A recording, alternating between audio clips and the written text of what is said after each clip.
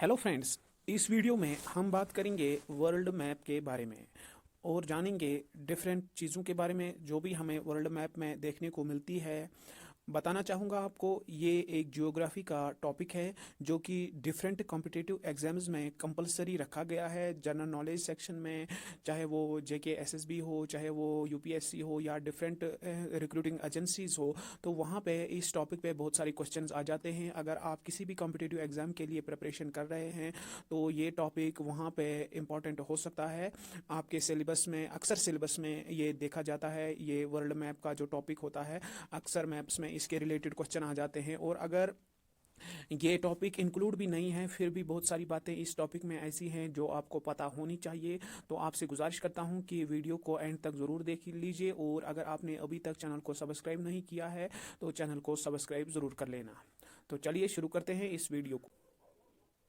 दोस्तों, आपने ग्लोब को देखा होगा या आपने डिफरेंट मैप्स देखे होंगे।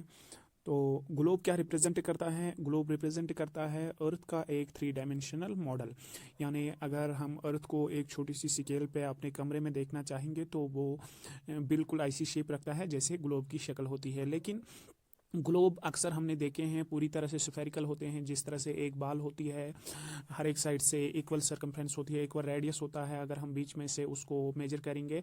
लेकिन ज़मीन की जो शेप है वो पूरी तरह से स्फेरिकल नहीं है। यहाँ पे आप देख सकते हैं थोड़ा सा ऊपर से और नीचे से थोड़ा सा दबी हुई है और साइड से थोड़ा सा बाहर निकली हुई है।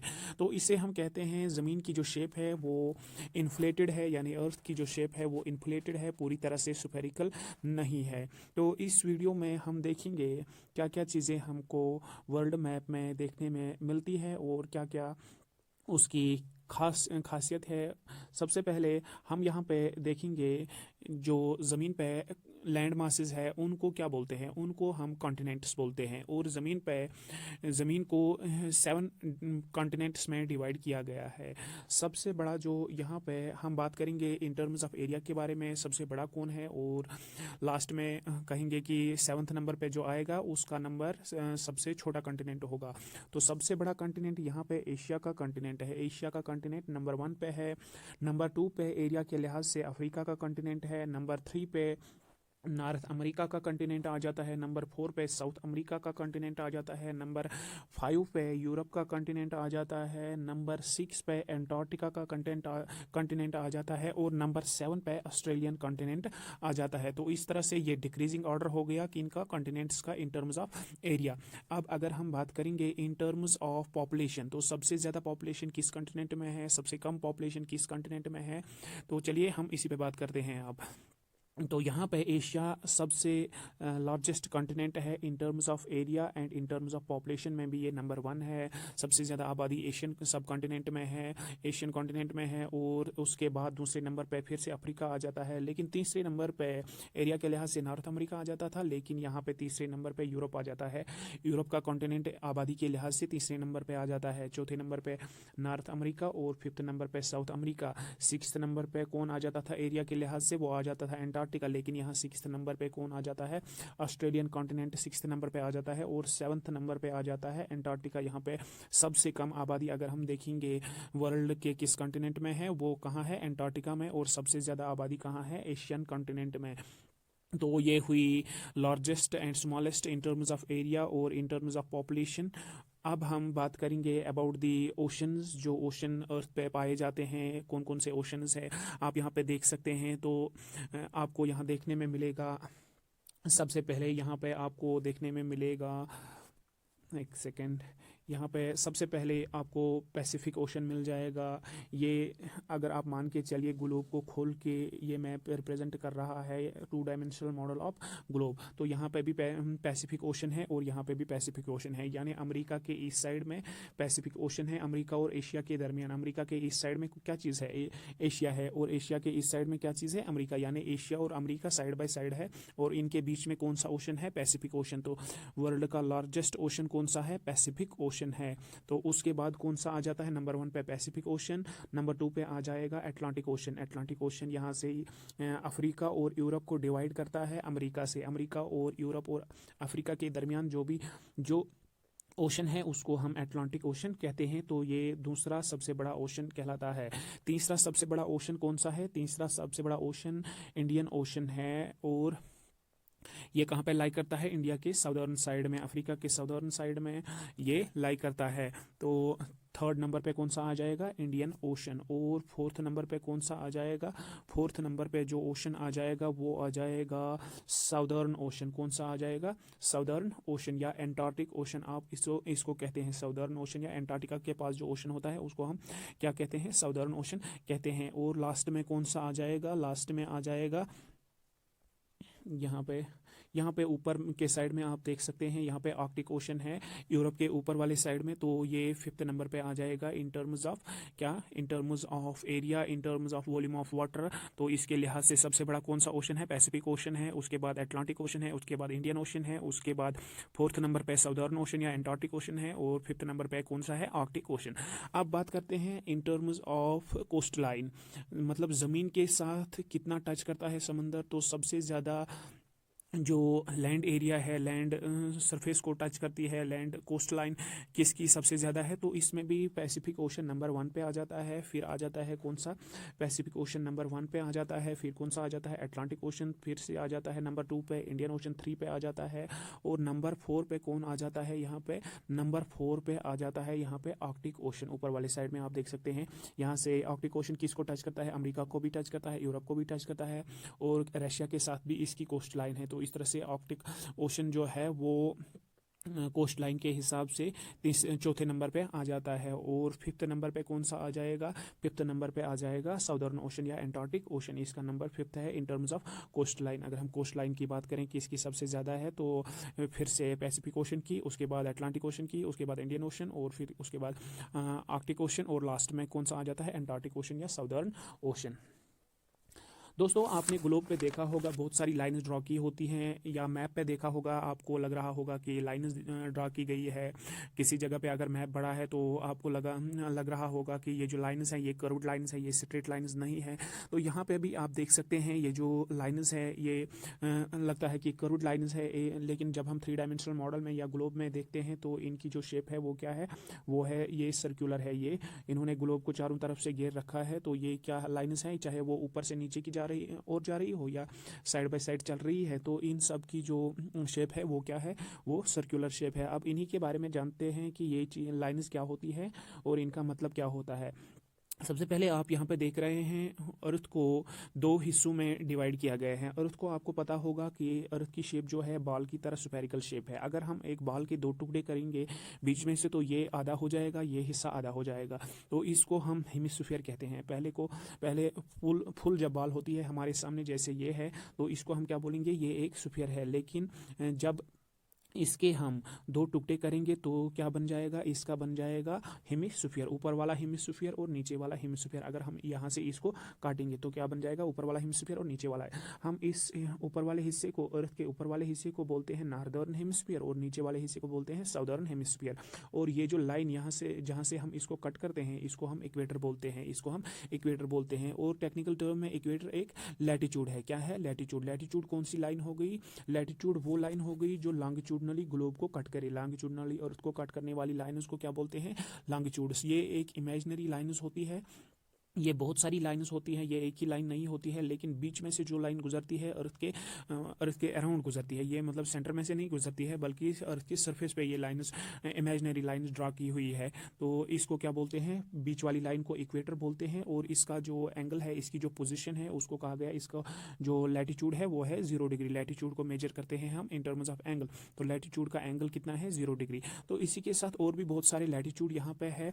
तो 1 डिग्री के लिए 1 लैटिट्यूड है, 2 डिग्री के लिए 2 लैटिट्यूड है, तीसरे डिग्री के लिए तीसरा लैटिट्यूड है। तो इस तरह से बहुत सारे लैटिट्यूड हमारे ऊपर वाले इक्वेटर के ऊपर वाले साइड में भी बहुत सारे आ जाते हैं, और नीचे वाले साइड में भी बहुत सारे लैटिट्यूड आ जाते हैं। और इनमें से प्रोमिनेंट लैटिट्यूड कौन कौन सा है? ऊपर वाले नॉर्दर्न हेमिस्फीयर में कौन सा प्रोमिनेंट है? यहाँ पे ट्रॉपिक ऑफ कैंसर एक प्रोमिनेंट लैटिट्यूड है, और इसका जो एंगल है वो कहाँ पे लाई करता है? लैटिट्यूड इसका कितना है? 23.5 डिग्री नॉर्थ पे ये लाई करता है। और इसी के बिल्कुल अपोजिट 23.5 डिग्री साउथ में क्या लाई करता है? ट्रॉपिक ऑफ कैप्रिकॉर्न, उसको बोलते हैं ट्रॉपिक ऑफ कैप्रिकॉर्न।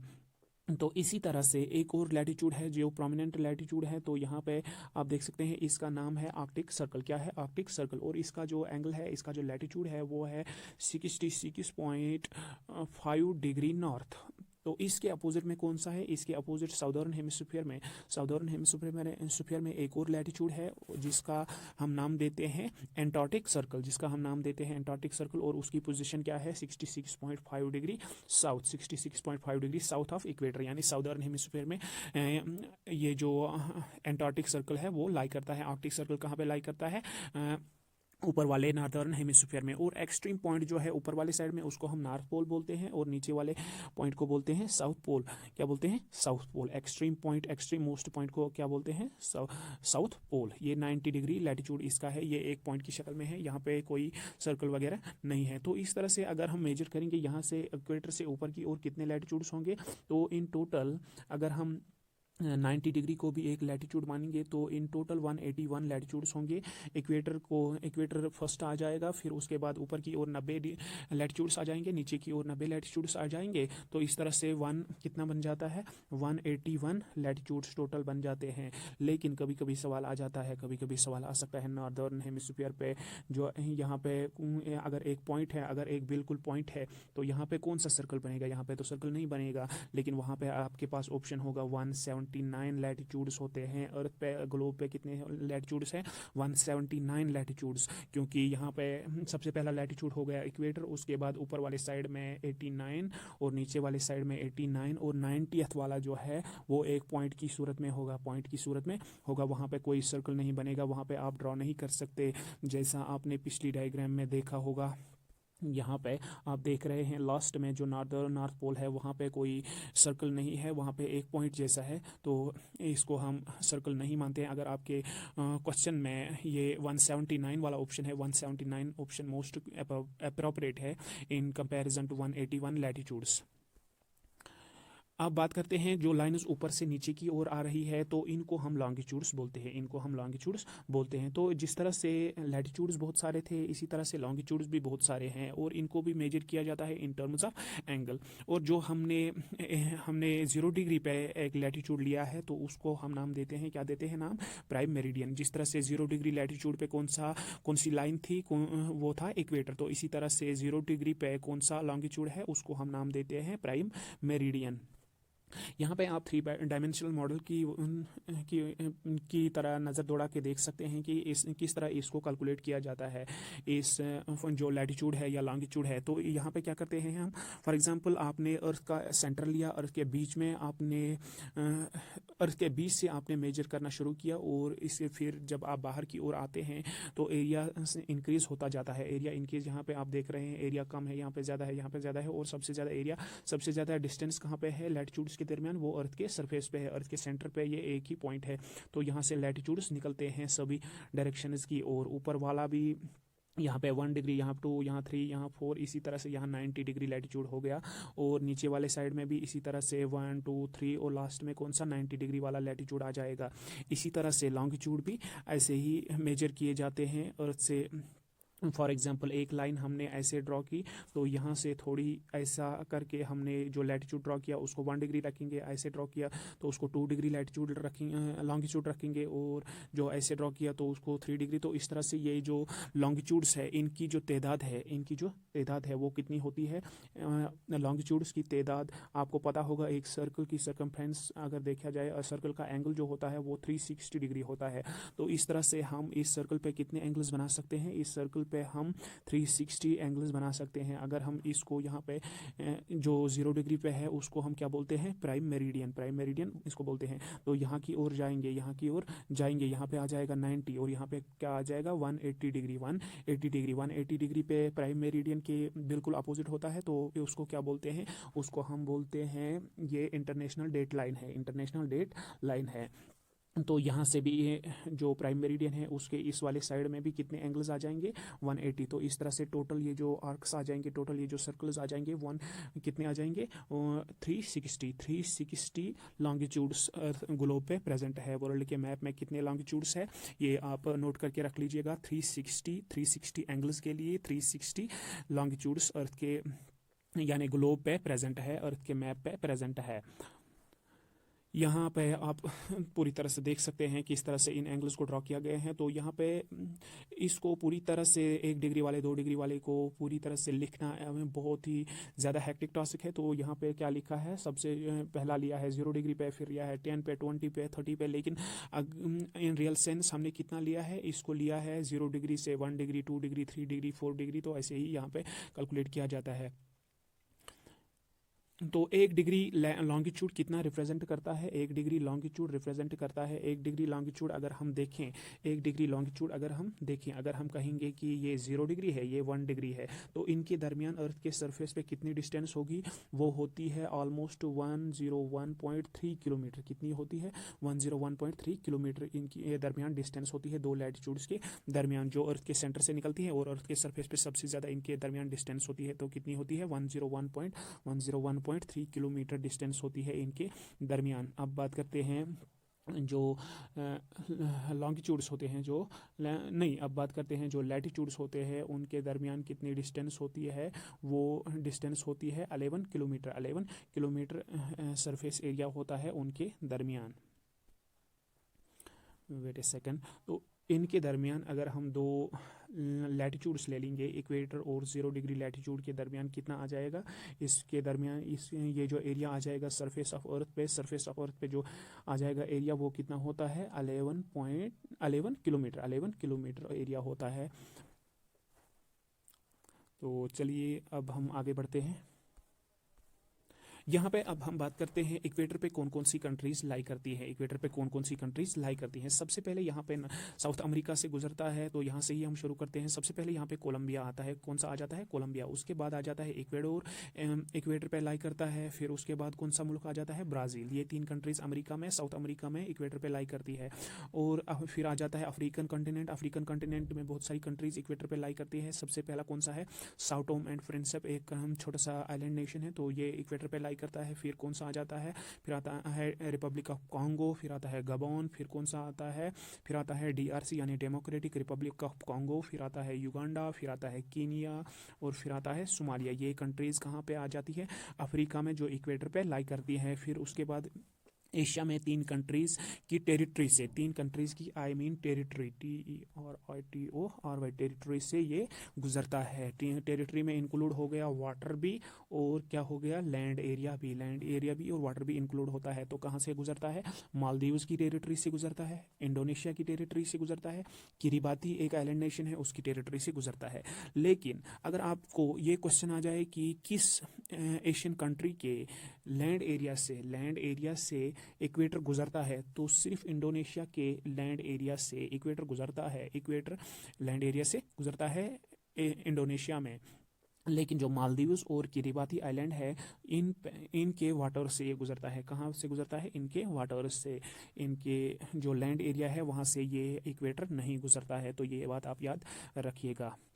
अब बात करते हैं जो ट्रॉपिक ऑफ कैंसर है, जो कि एक लैटिट्यूड है, प्रोमिनेंट लैटिट्यूड कहाँ पे है, 23.5 डिग्री नॉर्दर्न हेमिस्फीयर में लाई करता है।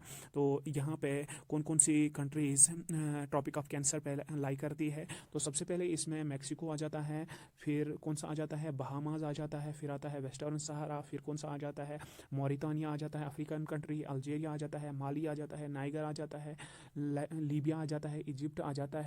ये जो कंट्रीज़ है ये कहाँ पे लाई करती है, ये ट्रॉपिक ऑफ कैंसर पे लाई करती है। साथ में आ जाता है सऊदी अरबिया भी, UAE भी और अमान भी। सऊदी अरबिया, UAE और अमान, ये अरबियन पेनिनसुलर कंट्रीज़ है, तो ये कंट्रीज़ भी यहीं पे लाई करती है। और यहाँ एशिया में कौन कौन सी कंट्रीज़ ट्रॉपिक ऑफ कैंसर पे लाई करती है, यहाँ पे इंडिया लाई करता है। इसको आप नोट करके रख लीजिए, इंडिया कहाँ पे लाई करता है, ट्रॉपिक ऑफ कैंसर पे लाई करता है। और साथ में कौन सा लाई करता है, बांग्लादेश। उसके बाद फिर कौन सा कंट्री लाई करता है, म्यांमार भी और चाइना भी। ये 4 कंट्रीज़ ट्रॉपिक ऑफ कैंसर पे लाई करती है। और ट्रॉपिक ऑफ कैंसर पे कौन कौन सी सीज लाई करती हैं, गल्फ, प्रोमिनेंट गल्फ्स। यहाँ पे सबसे पहले आ जाता है गल्फ ऑफ कैलिफोर्निया, फिर गल्फ ऑफ मैक्सिको भी आ जाता है, इसी पे लाई करता है। फिर रेड सी भी इसी ट्रॉपिक ऑफ कैंसर पे लाई करता है। और यहाँ पे ताइवानियन स्ट्रेट, ताइवानियन गोल्फ, वो भी इसी में, ताइवानियन स्ट्रेट इसको कहते हैं, तो ये भी इसी पे लाई करता है। फिलिपाइंस सी इसी पे लाई करता है। तो ये थे कुछ सीज और कुछ कंट्रीज़ जो सभी कंट्रीज़ जो ट्रॉपिक ऑफ कैंसर पे लाई करते हैं, जो और जो प्रोमिनेंट गल्फ्स या सीज है वो किस पे लाई करते हैं, ट्रॉपिक ऑफ कैंसर पे लाई करते हैं। ट्रॉपिक ऑफ कैंसर के बिल्कुल अपोजिट में कौन सा है, ट्रॉपिक ऑफ कैंसर के बिल्कुल अपोजिट में साउदर्न हेमिस्फीयर में एक और प्रोमिनेंट लैटिट्यूड है, तो उसको हम नाम बोलते हैं ट्रॉपिक ऑफ कैप्रिकॉर्न। सबसे पहले हम अभी बात करते हैं जो इंडियन स्टेट्स कहाँ पे लाई करती है। इंडियन स्टेट्स जो ट्रॉपिक ऑफ कैंसर पे लाई करती है, ट्रॉपिक ऑफ कैंसर 8 स्टेट्स से इंडिया में गुजरता है। सबसे पहले आ जाता है इसमें गुजरात, फिर आ जाता है राजस्थान का थोड़ा सा हिस्सा, फिर आ जाता है मध्य प्रदेश के बीच में से बिल्कुल गुजरता है, छत्तीसगढ़ से गुजरता है, झारखंड से भी गुजरता है, फिर कहाँ से गुजरता है, वेस्ट बंगाल, फिर गुजरता है ये बांग्लादेश से, बांग्लादेश इंडिया में नहीं आता, तो उसके बाद कौन सा आता है, फिर आता है त्रिपुरा, त्रिपुरा से गुजरता है, बांग्लादेश के बाद ये इंडियन टेरिटरी से फिर से गुजरता है, तो ये इस पे कौन सा अलाई करता है, इस पे गुजरता है, इस पे आता है त्रिपुरा, और फिर आ जाता है कौन सा, मिजोरम। तो इस तरह से ये 8 स्टेट्स हो गई जहाँ से ट्रॉपिक ऑफ कैंसर गुजरता है इंडिया में, और इनका अरेंजमेंट भी मैटर करता है, इसको आप पूरी तरह से याद रखिएगा। गुजरात में ये एंटर होता है और जाता है कहाँ तक, मिजोरम तक, मिजोरम से गुजरात तक ये डिफरेंट 8 स्टेट्स से गुजरता है ट्रॉपिक ऑफ कैंसर इंडिया में। अब बात करते हैं ट्रॉपिक ऑफ कैप्रिकॉर्न, यानी साउदर्न हेमिस्फीयर में 23.5 डिग्री साउथ ऑफ इक्वेटर पे लाई को क्या बोलते हैं, उसको बोलते हैं ट्रॉपिक ऑफ कैप्रिकॉर्न। और ये कहाँ से गुजरता है, सबसे पहली कंट्री चिली है साउथ अमेरिका में, फिर अर्जेंटीना है, फिर आता है पैराग्वाई, फिर आता है ब्राज़ील। ब्राज़ील साउथ अमेरिका का सबसे बड़ा नेशन है। सबसे बड़ा नेशन कौन सा है साउथ अमेरिका में, वो है ब्राज़ील। तो इसके बाद यहाँ से गुजरने के बाद ये एंटर हो जाता है कहाँ पे, अटलांटिक ओशन में। अटलांटिक ओशन के बाद यहाँ पे अफ्रीका का हिस्सा आ जाता है। यहाँ पे अफ्रीका में किससे गुजरता है, नमीबिया से गुजरता है, बोत्सवाना से गुजरता है, फिर गुजरता है कहाँ से, साउथ अफ्रीका से, फिर मोजाम्बिक से भी गुजरता है, और मदागास्कर से भी ये ट्रॉपिक ऑफ कैंसर अफ्रीका में गुजरता है। और बाद में लास्ट में कहाँ से गुजरता है, लास्ट में ऑस्ट्रेलिया से गुजरता है। ऑस्ट्रेलिया के बीच में ट्रॉपिक ऑफ कैप्रिकॉर्न गुजरता है। और चलिए, ये हो गई प्रोमिनेंट कंट्रीज़ जो लाई करती है कहाँ पे, ट्रॉपिक ऑफ कैप्रिकॉर्न पे, जो प्रोमिनेंट कंट्रीज़ लाई करती है, और सभी कंट्रीज़ जहाँ से ट्रॉपिक ऑफ कैप्रिकॉर्न गुजरता है। तो अब थोड़ी सी बात करते हैं about the prime meridian. Prime meridian को एक स्टैंडर्ड ले लिया गया है, इसको कहा गया है कि ये एक 0 डिग्री मेरिडियन है, जहाँ से वर्ल्ड का टाइम स्टैंडर्ड टाइम यहीं से लिया जाता है, और इसको माना गया है कि इसका जो लॉन्गिट्यूड है, इस कहाँ पे लाई करता है, ये 0 डिग्री है। इसके ईस्ट में भी जो लॉन्गिट्यूड्स है, या वेस्ट में भी इसके लॉन्गिट्यूड्स है। तो यहाँ पे हो गया 1 डिग्री, 2 डिग्री, 3 डिग्री, 4 डिग्री, तो इसी तरह से यहाँ इस साइड भी हम जा सकते हैं। तो अगर हम प्राइम मेरिडियन से यहाँ की ओर, ईस्ट की ओर या वेस्ट की ओर कितना जाएंगे, 15 डिग्रीज। तो अगर हम प्राइम मेरिडियन से 15 डिग्रीज ईस्ट या वेस्ट जाएंगे तो टाइम कितना पीछे यहाँ ज़्यादा हो जाता है, टाइम ज़्यादा हो जाता है। यहाँ पे अगर आप मान लीजिए 1 बजे हैं तो यहाँ 2 बज गए होंगे, अगर यहाँ पे 1 बजा है तो यहाँ पे 12 ही बज गए होंगे। तो इस तरह से अगर हम यहाँ से प्राइम मेरिडियन से यहाँ की ओर जाएंगे कितना डिग्री, 15 डिग्रीज यहाँ की ओर जाएंगे, तो 1 घंटे का डिफरेंस होगा। कितना होगा, 1 घंटे का डिफरेंस। और अगर हम यहाँ की ओर जाएंगे तो 1 घंटा कम करना पड़ेगा, 1 घंटा कम करना पड़ेगा। तो इसी तरह से हम देखते हैं कि अभी अगर इंडिया में दिन का टाइम है, दिन के 12 बजे हैं, तो जो वेस्टर्न साइड में कंट्रीज़ है, यूरोप वाला साइड है, तो वहाँ पे अभी अभी सुबह हो रही है। तो या अमेरिका में अभी तो पुराना ही दिन चल रहा है। तो इस तरह से ये प्राइम मेरिडियन से हम मेरिडियन को हमने स्टैंडर्ड लिया हुआ है, क्योंकि ब्रिटिशर्स पूरी दुनिया पे पहले राज करते थे, तो उन्होंने इस टाइम को ठीक तरह से मैनेज करने के लिए उन्होंने इसको 0 डिग्री प्राइम मेरिडियन जो कि ब्रिटेन से गुजरता है, तो उसको स्टैंडर्ड लेके वहाँ पे 0 डिग्री कहा कि ये 0 डिग्री है। और उसके जो पीछे कंट्रीज है, ईस्ट वाले साइड में एशियन कंट्रीज है, तो उनका टाइम ज़्यादा, उनमें दिन पहले चढ़ जाता है, और बाद में कहाँ पे चढ़ जाता है, सबसे लास्ट में चढ़ जाता है यूरोप वाले साइड में, अमेरिका में चढ़ जाता है। यहाँ पे आप देख रहे हैं कि जो कंट्रीज़ प्राइम मेरिडियन पे लाई करती है उनमें से कौन कौन सी है। इनमें सबसे पहले ये यूनाइटेड किंगडम से गुजरता है, फिर फ्रांस से गुजरता है, स्पेन से गुजरता है यूरोप में, फिर यहाँ पे अफ्रीकन कंट्रीज़ है जहाँ से ये गुजरता है। इसमें कौन कौन सी है, अल्जेरिया है, माली है, बुर्किना फासो है, टोगो है, गाना है, यहाँ से गुजरता है कौन सा, प्राइम मेरिडियन। और यहाँ पे अंटार्कटिका में ये गुजरता है क्वीन माउंट लैंड, जहाँ से ये प्राइम मेरिडियन गुजरता है अंटार्कटिका में। यहाँ पे वर्ल्ड का टाइम जोन दिया गया है। इसको आप ऐसा मान के चलिए, जब हम प्राइम मेरिडियन से यहाँ की ओर जाएंगे तो यहाँ पे हमें टाइम इंक्रीज़ करना पड़ता है इस साइड में, और यहाँ से अगर प्राइम मेरिडियन से यहाँ की ओर जाएंगे तो टाइम डिक्रीज़ करना पड़ता है। कितना? अगर हम यहाँ से यहाँ की ओर जाएंगे 15, अगर हम 15 डिग्री जाएंगे तो टाइम कितना हो जाएगा? 1 घंटा ज़्यादा हो जाएगा। अगर यहाँ पे अभी 12 बज गए हैं तो यहाँ पे 1 बज जाएगा। अगर हम फिर से 15 और डिग्री, अगर हम यहाँ से 30 डिग्री जाएंगे तो कितने घंटा डिफरेंस होगा? यहाँ पे डिफरेंस होगा 2 घंटे का। अगर हम 45, अगर हम 45 डिग्रीज़ यहाँ की ओर जाएंगे तो 3 घंटे का डिफरेंस होगा। तो इसी तरह से ये जो टाइम है वर्ल्ड का डिसाइड किया गया है, और इसी तरह से इंडिया का भी टाइम इसी तरह से डिसाइड किया गया है। और इंडिया कहाँ पे लाई करता है?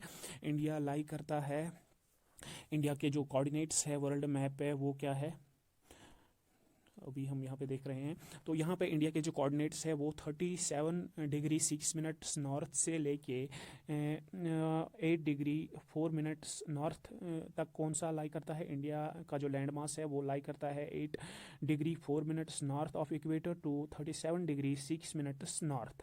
और फिर क्या है लॉन्गिट्यूड इसका? इंडिया का क्या है, कहाँ से कहाँ तक लाई करता है? 68 degree 7 minutes east longitude to कहाँ पे लाई करता है? 97 डिग्री 25 मिनट्स पे लाई करता है। 68 डिग्री 7 मिनट्स से 97 degree 25 minutes longitude east of northern hemisphere lie करता है इंडिया। तो यहाँ पे आप देख रहे हैं 68 डिग्री से लेके 97 डिग्रीज तक बहुत सारा डिफरेंस आ जाता है। तो इस डिफरेंस को इनकॉर्पोरेट, यानी अगर यहाँ पे नॉर्थ ईस्ट वाले साइड में, ईस्टर्न साइड में अभी मतलब दिन चढ़ गया है, लेकिन अभी यहाँ पे गुजरात वाले साइड में अभी रात ही होती है, अंधेरा ही होता है। तो इस चीज़ को ठीक करने के लिए इंडिया ने अपना भी स्टैंडर्ड टाइम चुन लिया। तो स्टैंडर्ड टाइम चुनने के लिए इंडिया ने जो लॉन्गिट्यूड लिया वो कौन सा लिया? इंडिया ने जो लॉन्गिट्यूड चूज़ किया वो कौन सा था? वो था 82.5 डिग्री ईस्ट वाला लैटिट्यूड इंडिया ने स्टैंडर्ड लिया। 82.5 डिग्री ईस्ट वाला लैटिट्यूड इंडिया ने स्टैंडर्ड लिया। और ये कहाँ से पास होता है? इसका सेंटर है Mirzapur near Allahabad in UP. इसी के हिसाब से इंडिया ने ग्रीनविच मीन टाइम से 5.5 यानी 5.5 घंटे हम जो ग्रीनविच का मेन टाइम है उससे आगे हैं। तो ये स्टैंडर्ड टाइम इस तरह से चूज़ किया इंडिया ने।